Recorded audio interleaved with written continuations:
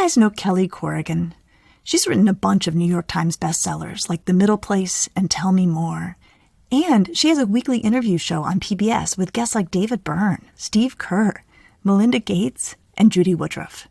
She also has a twice-weekly podcast, which has just cracked the top 1% of downloads, called Kelly Corrigan Wonders, where she talks with writers and actors, thinkers and doers, in the hopes that knowing more and feeling more will help us to do more and be better. It's smart, funny, intimate, and useful. Episodes drop every Tuesday and Friday. Subscribe to Kelly Corrigan Wonders wherever you listen to podcasts.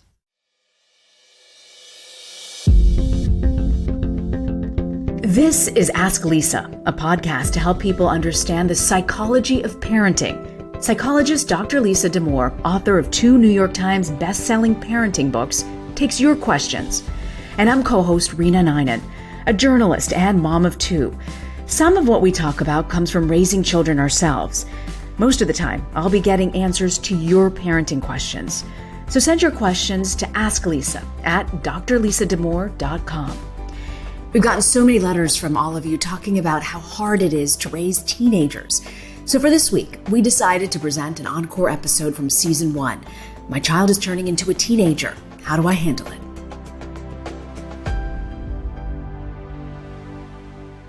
I feel like everyone is so irritable.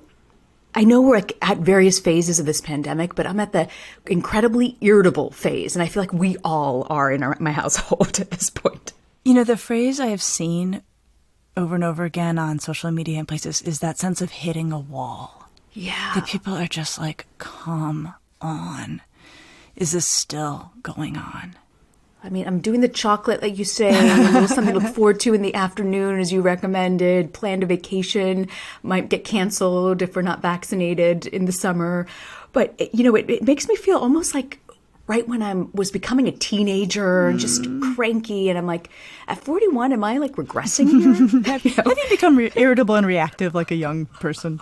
Exactly.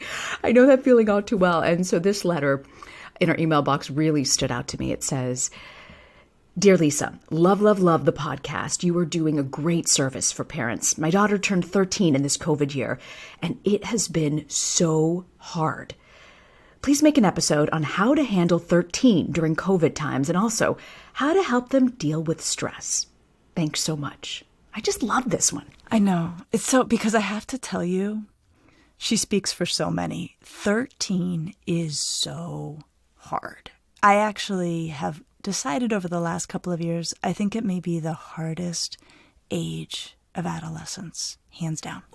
Is it the hormones? Yeah, it's probably the hormones. What we know when we look at the research actually is that emotionality peaks in 13, and it's probably the hormones driving that finding because actually, we talked about this on the last podcast. Girls are on the early side of puberty. Boys are on the later side. Girls hitting it largely around 12. Boys hitting it largely around 14. You put that average together and you get some pretty emotional 13-year-olds. And so it's either the hormones or the neurological shifts of puberty where their emotion centers get superpowered and their ability to maintain perspective centers are comparatively weak. They could become very emotionally overwrought at 13 in a way that they did not at 10 and that they actually won't at 15, 16, 17. But I feel like there's nothing you can do to get it right at this age. Well, this is true because in some ways, to me, the reason I'm like, okay, 13, I think 13 is really where so much of the action is with teenagers. It's a bit of a perfect storm. So one element you have is this brand new, the term we use in psychology is they're very emotionally labile, which is a term meaning that they are all over the map and everywhere they go on the map is hugely intense. So when they are upset, they are profoundly upset, like doubled over sobbing upset. When they're excited, they're really, really, really excited. You know, so it's a lot more fun when they're on the happy side of that emotional ability. So that is a neurological, biological thing that's happening, which weirds kids out too. And I think we need to acknowledge to them how strange it feels to have their emotions take on such force all at once. So you've got that storm coming. Then the other thing that contributes to it is at 13, the need to be separate, the need to be seen as one's own person takes on real power. Because if you think 13, it's 8th grade, right? You are like, I am done with being a kid. I am my own person now. And in that need to be separate, there is, in its first form, incredible irritation with anything your parents do. But can I tell you, with a 10-year-old, I feel like it's already started. Has it? Totally. You know, you're so annoying, Mom. I hear that quite a bit in my home. I don't know if I'm just the special one. It sometimes does feel like that, right? Like that somehow moms are more annoying. Dads, sometimes I feel like get a pass. So what do you do that's so annoying, Rena? You know, if I shut down Xbox or I say, listen, you didn't do your chores, you can't do this. When they don't follow through with their obligations, I, stand firm on it and say, you've got to do this before you can do that. Or, I keep nagging them is what they feel like it when I'm over and over again asking them to do something and they haven't done it. And that triggers them. So you're annoying because you hold the line. One thing, this is how I annoy my family. I don't call it nagging. I say, oh, would you like a helpful reminder? Okay, which of course is incredibly annoying for me to do. That's good. It's pretty good. I'm giving you a helpful reminder. This is not me nagging. This is giving you a helpful reminder. So here's a question. Has it happened yet? And if it hasn't happened yet, it'll come down the pike any minute, where what's annoying about you is that way you breathe or how you chew. Have you hit that level of being annoying to your kids yet? Not yet. No. Okay. 13. And this is the part where parents are like, what is going on? Like, you don't like the way I use my turn signal? Right? Okay, so you're in JV annoyingness as a parent. You will hit varsity within the next 3 years. It's quite horrible, actually, as a parent. I didn't realize there was a varsity team for annoying. Oh yeah, you'll be varsity annoying. Like, and I have moved through varsity annoying with my 17-year-old. I'm now back to just garden variety annoying, and I am getting ready to join the varsity team again as my own 10-year-old is going to come around the corner towards 13 any day. So this is one of those moments where it probably does help to be a psychologist who's a parent, because it is so painful with your 13-year-old when they're like, you're so annoying. Like, why are you wearing that? Like, you look like a dork. That kind of stuff that they suddenly become it gets very personal, right? So what you're describing isn't yet very personal. Like, you're annoying because you hold the line. Yeah. 13, it takes on this very personal, like, I don't like the way you live your life. Wow. Whether it's how you, wear your glasses on the top of your head. Whatever it is, it's like these dumb, petty things. And I remember hitting this and being like, really? Like, really? This is so, I'm so annoying to you just being like my own little self. And so what I went to, sometimes when you have to think, okay, I'm going to intellectualize this to get through this as a mother. The term we use in psychology is the phase of separation-individuation. So becoming separate and becoming an individual. And what I started to realize in my own parenting is that anything I did that looked to my daughter or reminded my daughter of an aspect of her personality that she was wanting to have. So for us, it was the fact that I liked Beyonce, and I've liked Beyonce for a really long time. My 13-year-old daughter, my older daughter when she was 13, decided she liked Beyonce and found it deeply annoying that I wanted to listen to Beyonce too, because Beyonce was hers. Okay, so anything I was doing that was like the vision of, my kiddo at 13, well, that was off the table because it was hers. And then, because we were still so intertwined, you really are still quite close in a lot of ways, or at least involved in a lot of ways with your 13-year-old. Anything that one does or that I did that was unlike the vision of herself that she had was also annoying. This is where, let's imagine, post-pandemic life.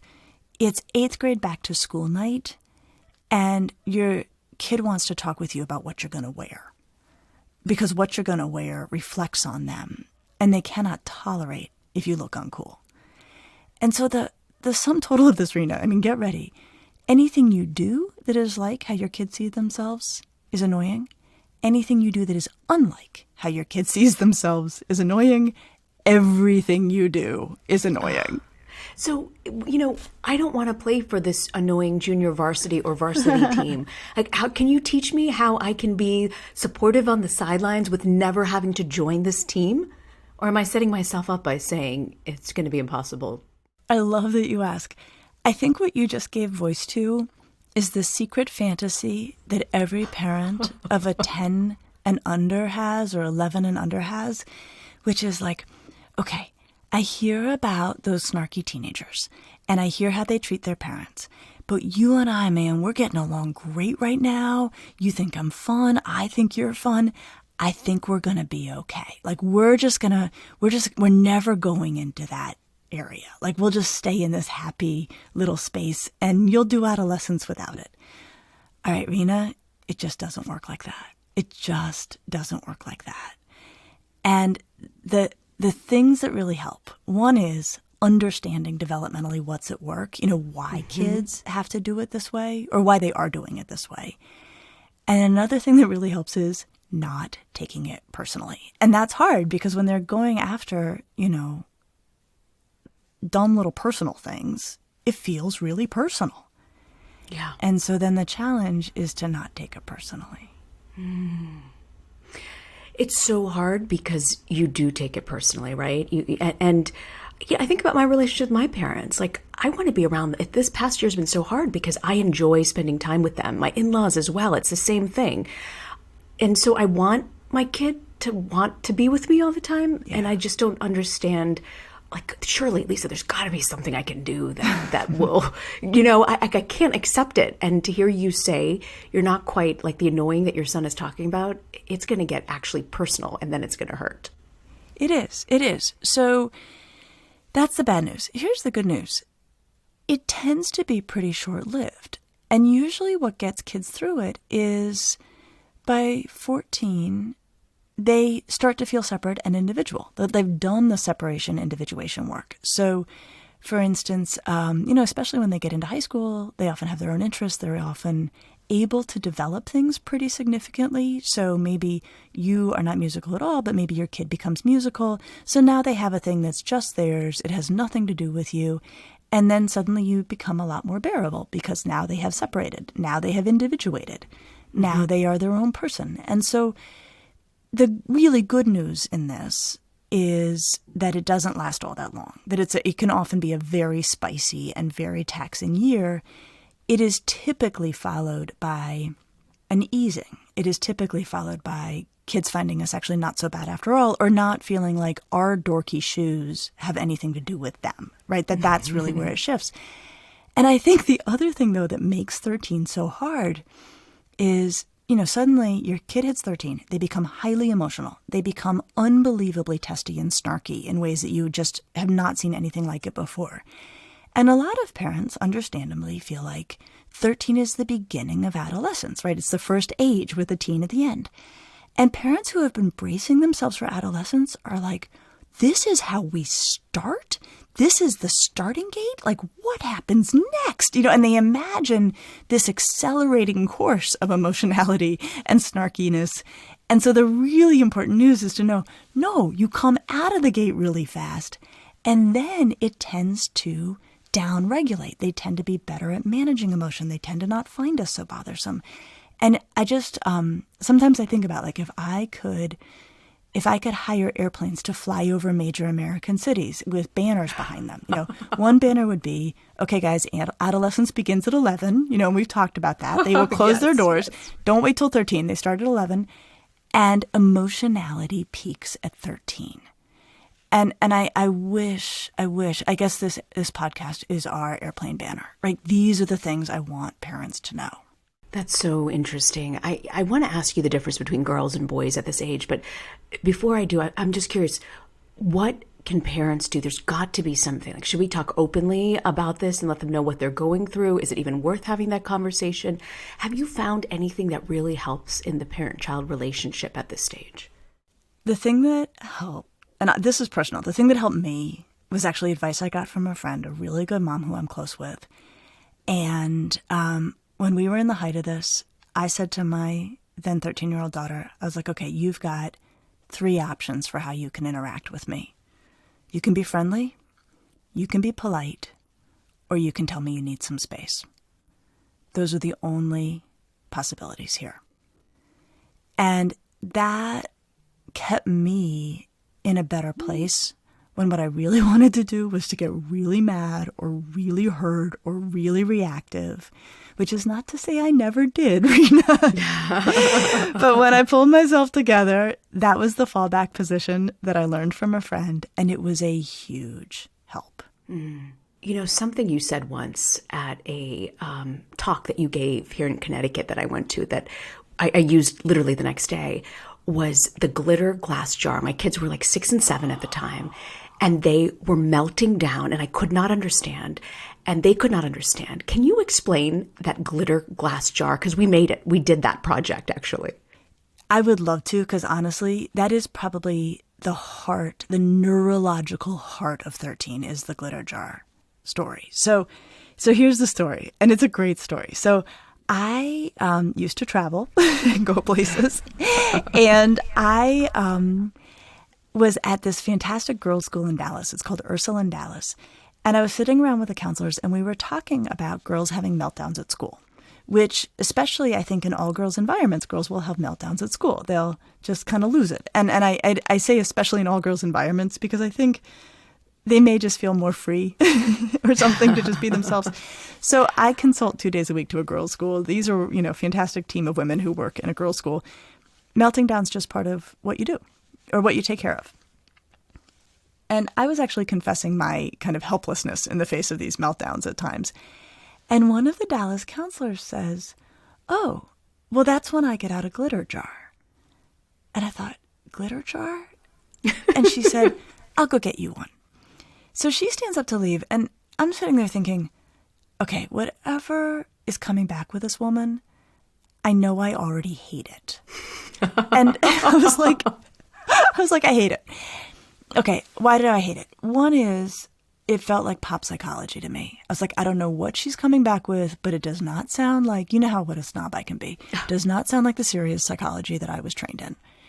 And the other thing, Rena, we could have an entire podcast about this. I hate glitter. Do you have glitter feelings as a mother?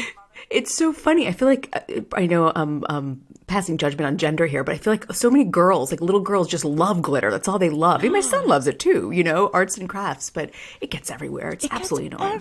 It gets everywhere. And one mom said to me, "Oh yeah, glitter, it's the STD of craft supplies." That's so well said. That's exactly right. That's why I hate glitter. So I'm like, I hate glitter. So she comes back in. I'm trying to not look like the cynic that I am. And she has a jar. It's glass, clear glass. It's filled with water. And the lid is glued on. And at the bottom, there's like 2 tablespoons of sparkly purple glitter. And she sits down and she shakes it fiercely like a snow globe. And then she says, when a girl comes into my office falling apart, I do this. She shakes it. And then she puts this glitter jar down on the table in front of us, and it's swirling, like you can't even see through it at all. And then she says, I say to her, "Honey, this is your brain right now. So first, let's settle your glitter." And I'm looking at this, and I'm like, okay, this is a perfect model of the neurology of the adolescent brain, the 13-year-old brain in particular, and this woman is a full-on genius. Like, this is the smartest thing I have ever seen. So the deal here, it's the model of what we described at the beginning, which is in the course of adolescence, the brain remodels. It becomes more powerful, faster, quicker, and this process goes from back to front. Everything in the brain in terms of, development goes from back to front. So the emotion centers are in the back of the brain. They're in this primitive region of the brain. They get upgraded first. The reasoning centers, the perspective maintaining centers, the frontal lobes, those are in the front of the brain. They get upgraded last. And so there is this horrible juncture, and I really think it centers right at 13, when their brains are super gawky. The emotion centers are superpowered and really, much more fast and powerful. And the ability to maintain perspective is just weak relative to that. So the way this looks in real life is that when your kid is calm, he or she can out-reason you. And this is true. And when they become upset, the emotion centers are so powerful that they can just take down the whole system and take down the reasoning system. And then the way I have blown it for years, and what I learned from this woman is, I try to talk to a kid in that state, right? Like, what's going on? What'd you do wrong? You should calm down. Which I now realize in retrospect is the equivalent of shaking the glitter jar. So what she taught me is give them a chance to re-regulate. Give the brain a chance to come back into balance. And what is extraordinary, with or without showing a kid a glitter jar, what is extraordinary, if you just say, let's just take a minute, right? Or do you want to go for a walk? Or do you want some water? Just to give them a chance to come back into regulation, to let that glitter settle. When I have done that, one of two things always happens. Sometimes that solves the problem because the problem was that they became dysregulated. Mm-hmm. And then it's over. And there's nothing to be said. The kid's just like, okay, that was super weird. Thanks for writing it out with me. It's over.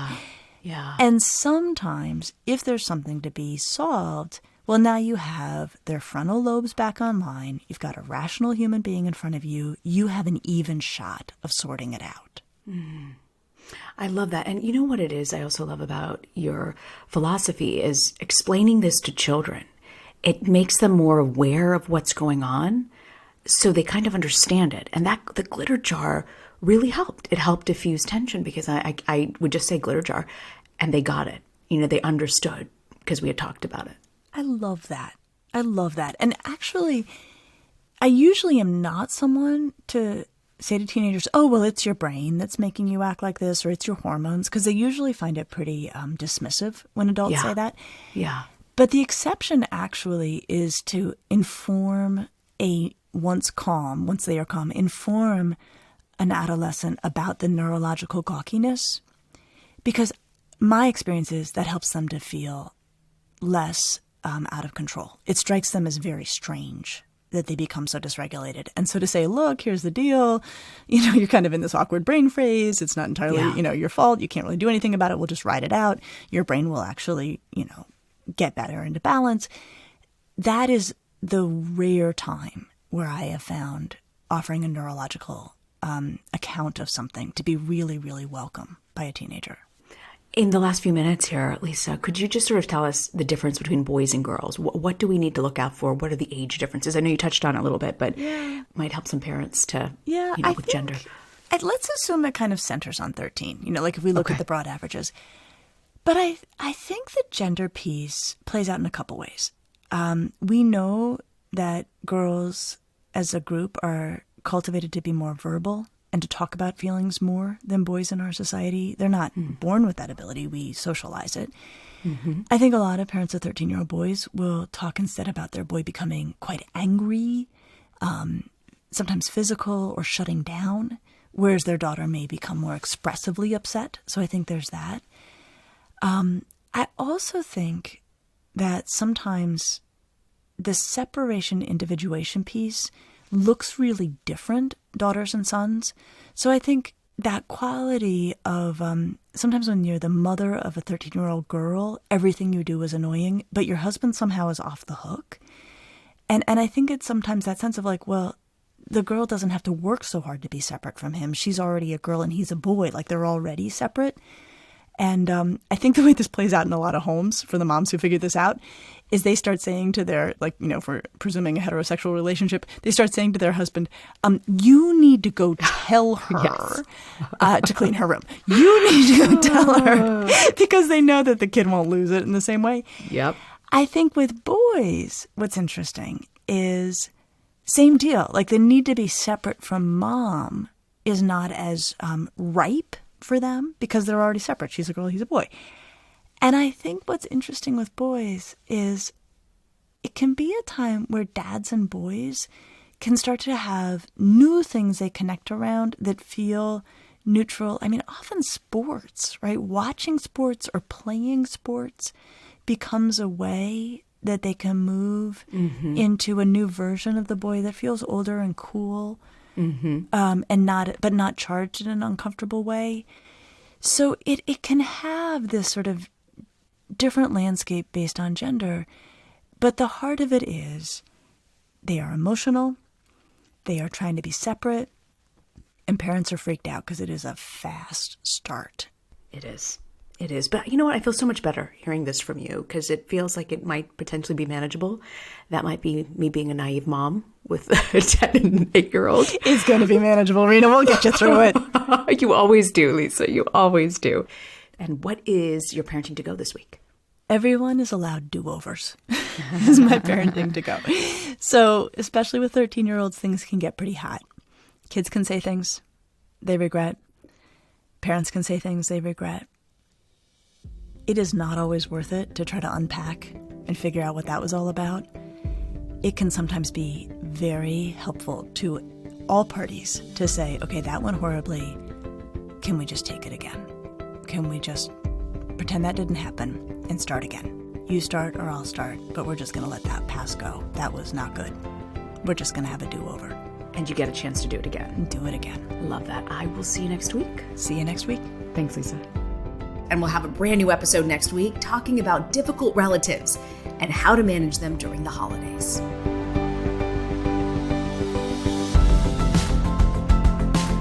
Thanks for joining us. Be sure to subscribe to the Ask Lisa podcast so you get the episodes just as soon as they drop. And send us your questions to asklisa@drlisadamore.com. And now a word from our lawyers. The advice provided on this podcast does not constitute or serve as a substitute for professional psychological treatment, therapy, or other types of professional advice or intervention. If you have concerns about your child's well-being, consult a physician or mental health professional. If you're looking for additional resources, check out Lisa's website at drlisadamore.com. We'll see you next week.